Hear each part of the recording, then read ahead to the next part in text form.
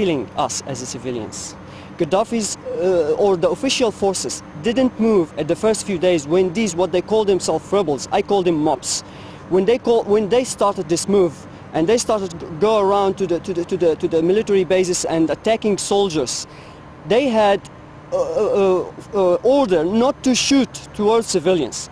They used youngsters, yes, they dragged some youngsters, they put them in the front line. Soldiers didn't shoot towards them. That's why they managed to take more weapons from the soldiers. They left the bases, most of them they left the base.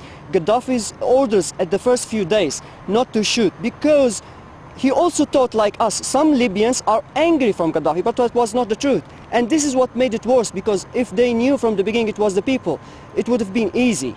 Gaddafi talks to people, he was always with the people.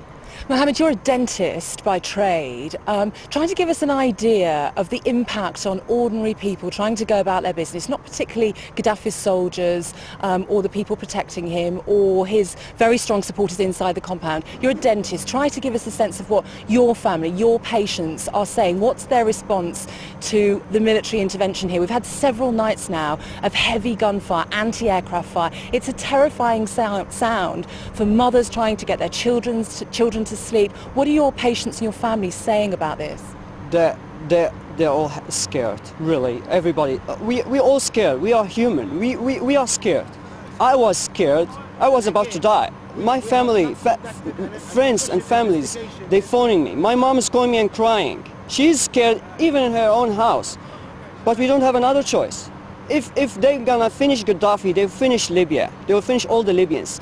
People like those who decided or they claim that they want to free the Libyans, if they took the power one day, people like me, they will be dead.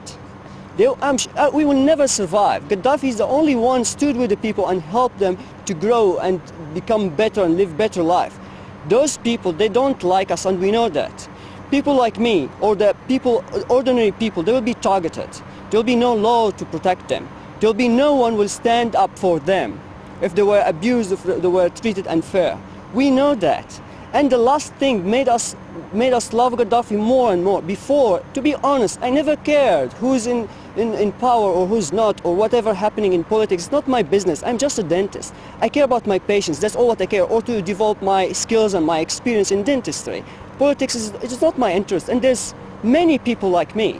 But now it's a matter of life or death. If they want to take over our country by any means, by these what they call themselves rebels, or by the Americans, we are finished. We are vanished. That's it.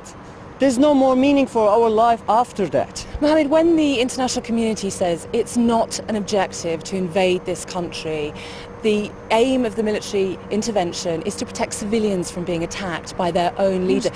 Do you think that people, ordinary people out there, believe that this is not an attempt by the international community, Britain, America, France and everybody else, to invade this country? Do you think they believe that? All people believe that they have another intention, not to protect us. We know that for sure. They want maybe oil, they want this because of the location, the geographic location. It's not, I don't care why they want Libya, but the excuse what they made to protect the civilian, this is totally false, and this is totally lies. We know, we are the civilians. Our families all around Libya. We are in Benghazi, we are in Ajdabia, we are in Brega, we are everywhere. We're the east and the west. We have families and friends.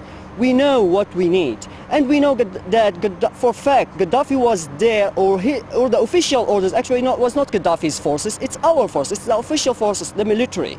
The official military were protecting us from these gangs. They were terrifying everybody, they were terrifying families. Families were stuck in their house, they couldn't go out even to eat. What do you expect them to do? And all this propaganda, what they did against Gaddafi, is just an excuse to come to invade our country. They don't like us. Okay, Mohammed Salah, thank you so much for joining us this morning and giving us a sense of the voice of the people on the streets. Mohammed, a dentist, but who's volunteered his services to work as a translator for the government minders who are taking journalists around, trying to give us some sense of the impact on the ordinary civilians of this country of this military intervention. Lisa, thank you. Lisa in Tripoli, of course, reporting there under the supervision of the Libyan authorities.